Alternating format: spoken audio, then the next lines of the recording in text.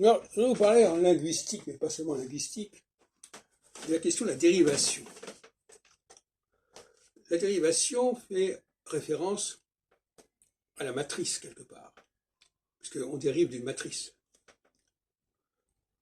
Et donc, dans une langue, il est essentiel qu'il y ait cette dualité, cette dialectique entre la matrice et ses dérivés.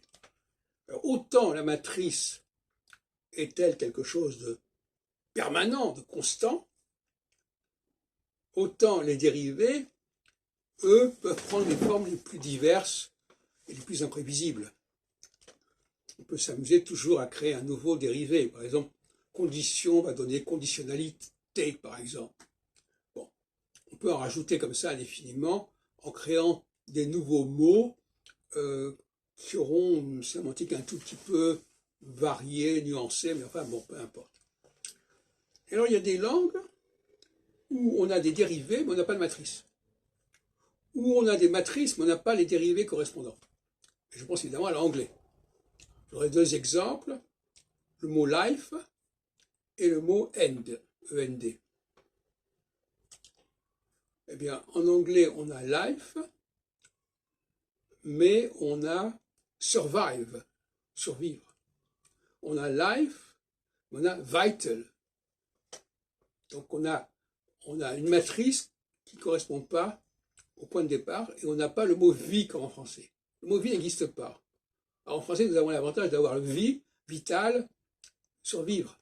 Les Anglais, ils ont survive, vital, qu'ils ont pris au français d'ailleurs, mais ils n'ont pas le mot vie.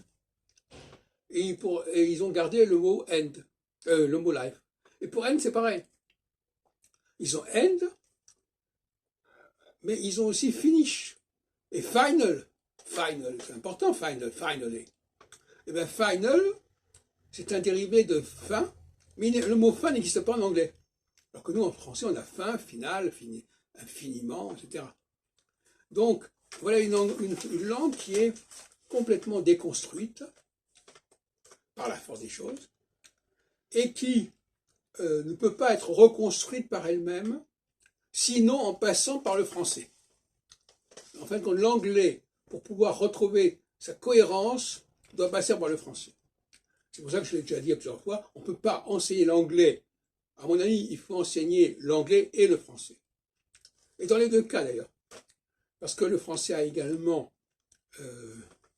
impacté l'anglais, mais il y a des choses de l'anglais qui ont été conservées par le français et qui par l'anglais. Et par conséquent, étudier l'anglais, ça permet de reconstituer certaines formes du français. Et évidemment, étudier le français, ça permet, comme vient de le dire, de reconstituer pas mal de choses de l'anglais.